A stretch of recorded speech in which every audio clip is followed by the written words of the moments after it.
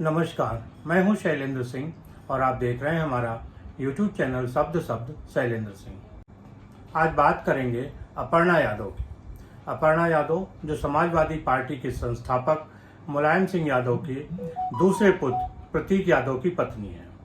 प्रतीक यादव मुलायम सिंह यादव की दूसरी पत्नी साधना गुप्ता के पुत्र और उनकी पत्नी है अपर्णा यादव। अपर्णा यादव की आज बात इसलिए हो रही है क्योंकि तमाम राजनीतिक हलकों में ये कहा जा रहा है कि क्या अपर्णा यादव अब वापस समाजवादी पार्टी में जा रही हैं, क्योंकि अपर्णा यादव की एक फ़ोटो वायरल हुई। ये फ़ोटो जिसमें वो शिवपाल यादव और उनकी पत्नी के पैर छू रही हैं, तो इस फोटो से तमाम तरीके के कयास लगाए गए कि आखिर अपर्णा यादव क्या समाजवादी पार्टी में वापस जा रही हैं। ये फ़ोटो उस समय आई जब उत्तर प्रदेश महिला आयोग की घोषणा हो गई थी और योगी सरकार ने अपर्णा यादव को महिला आयोग का उपाध्यक्ष बनाया था। उपाध्यक्ष बनाने के बाद ये तमाम खबरें मीडिया में तैरने लगी कि अपर्णा यादव उपाध्यक्ष बनाए जाने से खुश नहीं है और वो अब समाजवादी पार्टी में जा सकती हैं। इसी बीच उनकी ये फोटो भी आ गई। इस फोटो के आने के बाद इस कयास पर ज़्यादा बल पड़ गया कि हो सकता है कि अपर्णा यादव वापस समाजवादी पार्टी में जा रही हों। आज के वीडियो में इस सवाल का हल ढूंढने की कोशिश करेंगे। अपर्णा यादव की जो राजनीतिक शुरुआत है वो एनजीओ के जरिए हुई और वो तब चर्चा में आई जब 2012 में उत्तर प्रदेश में समाजवादी पार्टी की सरकार बनी, अखिलेश यादव मुख्यमंत्री बने। उसके बाद अपर्णा यादव का जो एनजीओ है उसने तमाम काम करना शुरू किया। लखनऊ की सड़कों पर तमाम होर्डिंग लगे, बहुत सारा एक पीआर मैनेजमेंट हुआ और अपर्णा यादव का जो कद था वो आगे बढ़ने लगा। धीरे धीरे स्थिति ये हो गई कि समाजवादी पार्टी के अंदर और तमाम लोग ये सवाल करने लगे कि क्या अपर्णा यादव डिम्पल यादव से अधिक राजनीतिक रूप से मजबूत होंगी, क्योंकि राजनीति में आने के बाद भी डिम्पल यादव यानी अखिलेश यादव की पत्नी सांसद बनने के बाद भी वो उतना मुखर होके लोगों से मिल नहीं रही थी, जनता के बीच नहीं जा रही थी, कार्यकर्ताओं से नहीं मिल रही थी। इसके उलट अपर्णा यादव बड़ी तेजी से आगे बढ़ रही थी अपने एनजीओ के जरिए। हालांकि अखिलेश सरकार में उनको कोई पद नहीं मिला था, ना ही वो समाजवादी पार्टी के संगठन में किसी तरीके से थी, लेकिन अपर्णा यादव के अंदर एक राजनीतिक इच्छा शक्ति थी, वो नेता बनना चाहती थी। इसके उलट उनके जो पति प्रतीक यादव हैं उनके अंदर किसी भी तरीके की राजनीतिक महत्वाकांक्षा नहीं थी।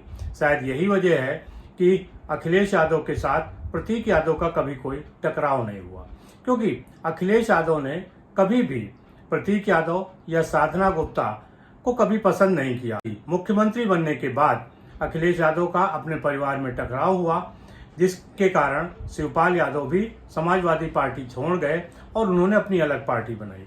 बाद में फिर शिवपाल यादव समाजवादी पार्टी में भी आ गए और अब उनका बेटा आदित्य यादव समाजवादी पार्टी के टिकट पर सांसद है। मुलायम का जो परिवार है वो देश का सबसे बड़ा राजनीतिक परिवार है। एक समय में जितने सदस्य इस परिवार के एमएलए और एमपी रहे हैं, किसी और राजनीतिक परिवार के सदस्य उतनी संख्या में नहीं रहे हैं। आज भी अगर देखें तो 5 सांसद समाजवादी पार्टी के मुलायम के परिवार से आते हैं। पूरे देश में ऐसा कोई दूसरा परिवार नहीं है। बावजूद उसके उस परिवार में कभी भी अपर्णा यादव को राजनीतिक रूप से कोई पद नहीं मिला। 2017 के विधानसभा चुनाव में मुलायम सिंह यादव के दबाव के बाद अपर्णा यादव को लखनऊ की कैंट सीट से विधानसभा का टिकट मिला और वो चुनाव लड़ने लगी। लेकिन 2017 में एक तो समाजवादी पार्टी की भी हालत खराब थी और दूसरे समाजवादी पार्टी के ही कुछ लोग नहीं चाहते थे कि अपर्णा यादव चुनाव जीते, लिहाजा अपर्णा यादव की वहां से हार हुई। इस तरीके से अपर्णा यादव का जो राजनीतिक करियर था वो विधानसभा चुनाव की हार से शुरू हुआ। इसके बाद समाजवादी पार्टी के अंदर परिवार में तमाम तरीके का विवाद हुआ और एक समय वो हालात हो गए कि पूरा परिवार बिखर गया। इसी दौर में 2022 का जब विधानसभा चुनाव आया तब अपर्णा यादव उसके पहले समाजवादी पार्टी छोड़कर भारतीय जनता पार्टी के साथ आ गई। अब यहाँ से कहानी शुरू होती है कि भारतीय जनता पार्टी के अंदर उनको क्या कहा गया और किस तरीके की बात उनको लेके कही गई। अपर्णा यादव ने कभी भी अपने मुंह से ये बात नहीं कही कि उनके और भारतीय जनता पार्टी के बीच किसी तरीके का कोई ऐसी शर्त है जिसमें उनको कोई पद दिया जाएगा। लेकिन जो उनके करीबी लोग हैं वो बार बार कहते रहे कि अपर्णा यादव को विधानसभा का टिकट मिलेगा। उसके बाद फिर लोकसभा के टिकट की बात आई, एमएलसी की बात आई, राज्यसभा की बात आई, मेयर की भी बात आई। असल में इसके पीछे होता यह था कि जब भी कोई अवसर दिखाई देता था, अपर्णा यादव के साथ जो लोग हैं, जो उनका मीडिया, जो उनका प्रचार तंत्र देखते हैं, वो हर बार एक खबर उड़ा देते थे कि अब अपर्णा यादव को ये टिकट मिलने वाला है। और उनके करीबी लोग, खास तौर से मीडिया में जो बहुत सक्रिय हैं, उनके द्वारा इन खबरों को प्रोजेक्ट किया जाता था, जिससे लगता था कि अब अपर्णा यादव को ये टिकट मिलने वाला है। इस वजह से एक माहौल ऐसा बना कि जैसे भारतीय जनता पार्टी अपर्णा यादव को अपने किसी विशेष काम के लिए लाई है और अब वो उनको मुंह मांगी जो कीमत होगी वो देगी, और अब भारतीय जनता पार्टी इसके बदले उनको कोई बड़ा पद देगी। असल में ये सारी चीजें हवा में थी और उनके प्रचार तंत्र द्वारा उड़ाई जा रही थी। इसलिए जब भी कोई चुनाव होता, अपर्णा यादव का नाम आगे चलता था, लेकिन जैसे ही वो चुनाव बीतता था, पता लगता था कि अपर्णा यादव को टिकट नहीं मिला। अपर्णा यादव की सबसे बड़ी जो कमी रही वो उनसे ज़्यादा उनके उस प्रचार तंत्र में रही, उनके करीबी लोगों में रही, जो किसी भी तरीके की बात को अपने मीडिया प्रबंधकों के जरिए उड़ा देते थे। धीरे धीरे उनको लेके इतनी बातें उड़ने लगी कि कोई भी बात सच है कि कौन सी बात सच है ये समझ में आना बंद हो गया। अपर्णा यादव पूरी तौर से भारतीय जनता पार्टी में सक्रिय हुई, उनके तमाम कार्यक्रमों में जाती थी, पार्टी का प्रचार भी कर रही थी। अब समस्या ये थी कि आखिर पार्टी उनका क्या उपयोग करेगी। 2024 के लोकसभा चुनाव में भारतीय जनता पार्टी को उम्मीद के मुताबिक सीटें नहीं मिली, लगभग आधी सीटें उत्तर प्रदेश में रह गईं, और इस हार का ठीकरा इस बात पे फूटा कि उत्तर प्रदेश में कार्यकर्ताओं की उपेक्षा हो रही है। खास तौर से तमाम ऐसे आयोग हैं जो निष्क्रिय कर दिए गए हैं। इसके बाद अब भारतीय जनता पार्टी ने इन आयोगों को दोबारा से सक्रिय करने की कोशिश शुरू की है। सबसे पहले उन्होंने पिछड़ा वर्ग आयोग को सक्रिय किया। हालांकि पिछड़ा वर्ग की जब लिस्ट आई तो वहाँ भी तमाम फेरबदल और सवाल उठे। उसके बाद फिर महिला आयोग पिछले 4 सालों से पूरी तौर से निष्क्रिय था और उसकी सुध लेने वाला कोई नहीं था। अब लोकसभा चुनाव की हार के बाद महिलाओं की स्थिति को देखते हुए, महिला मुद्दा है इसलिए महिला आयोग का गठन हुआ। लेकिन महिला आयोग का गठन होते ही भारतीय जनता पार्टी में तमाम तरीके के स्वर फूटने लगे। भारतीय जनता पार्टी की महिला नेताओं को समझ नहीं आ रहा था कि आखिर किन किन नामों को चुना गया है। उस पर तमाम सवालिया निशान खड़े करने लगे, लेकिन किसी की खुलकर बोलने की हिम्मत नहीं हो रही थी। हालांकि खुद अपर्णा यादव ने भी अभी तक खुलकर कुछ भी नहीं कहा है, लेकिन उनके सूत्रों का और उनके जरिए जो मीडिया रिपोर्ट आ रही हैं उससे साफ है कि अपर्णा यादव उपाध्यक्ष पद मिलने से नाराज हैं। उनको लगता है कि उनकी योग्यता से कमतर ये पद दिया गया है। उत्तर प्रदेश भारतीय जनता पार्टी के प्रदेश अध्यक्ष भूपेंद्र चौधरी का कहना है कि सोमवार तक वो उपाध्यक्ष का पद ज्वाइन कर लेंगे। दूसरी तरफ ये खबर भी है कि उत्तर प्रदेश के परिवहन मंत्री ने उनसे मुलाकात की और फिर उन्होंने अमित शाह से बात की, और ये अमित शाह ने समझाया कि हाँ, आपकी बात को आगे देखा जाएगा।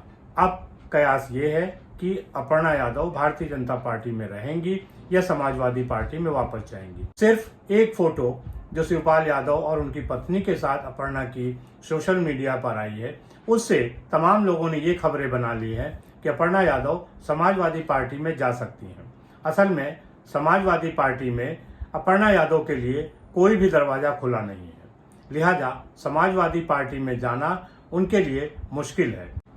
किसी भी तरीके का कोई स्थान उनके लिए नहीं होगा। जिस तरीके से शिवपाल यादव ने अपनी पार्टी बनाई, फिर वो वापस समाजवादी पार्टी में गए, बावजूद इसके उनको कोई महत्व नहीं दिया गया। इसी तरीके से अगर अपर्णा यादव अब समाजवादी पार्टी में जाती हैं तो उनके लिए वहाँ कोई स्थान नहीं है। भारतीय जनता पार्टी में अभी भी अपर्णा यादव के लिए जगह है और वो जिस तरीके से काम कर रही हैं, निश्चित तौर पर उनके लिए कुछ और अवसर भी भारतीय जनता पार्टी में निकाले जाएंगे। लेकिन अगर भारतीय जनता पार्टी से अलग होकर अपर्णा यादव वापस समाजवादी पार्टी में जाती हैं तो उनकी स्थिति सांप और छछूंदर वाली हो जाएगी। जिस तरीके की परिपक्व राजनीति अपर्णा यादव की है, जिस तरीके से उनके काम करने की शैली है, उससे साफ है कि वो अब समाजवादी पार्टी में नहीं जाएंगी। भारतीय जनता पार्टी में ये जो एपिसोड चल रहा है, इसके पीछे कुछ मीडिया के लोग हैं और कुछ अपर्णा के साथ के ऐसे लोग हैं जिनको लग रहा है कि भारतीय जनता पार्टी पे दबाव बनाया जाएगा तो उनको पद जल्दी मिल जाएगा। असल में यही सबसे बड़ी चूक है और इस चूक से अपर्णा यादव और उनका जो प्रबंध तंत्र है उसको बचना चाहिए। मीडिया में इस तरीके की बातें आने के बाद छवि खराब होती है और पार्टी का भरोसा टूटता है। अभी अपर्णा यादव का अगला कदम क्या होगा ये तो सोमवार को पता चलेगा, क्योंकि प्रदेश अध्यक्ष का कहना है कि अपर्णा यादव सोमवार को महिला आयोग के उपाध्यक्ष का पद ज्वाइन कर लेंगी। अब देखना है कि सोमवार को अपर्णा यादव का कदम क्या होता है। लेकिन ये बात पक्की है कि अपर्णा यादव अब समाजवादी पार्टी में नहीं जाएंगी और भारतीय जनता पार्टी में ही उनका भविष्य दिख रहा है, क्योंकि अगर समाजवादी पार्टी में उनका भविष्य होता तो वो समाजवादी पार्टी छोड़ के भारतीय जनता पार्टी में नहीं आती। आपको क्या लगता है कि अपर्णा यादव समाजवादी पार्टी में जाएंगी या भारतीय जनता पार्टी में रहेंगी? जरूर बताइएगा। शुक्रिया, धन्यवाद।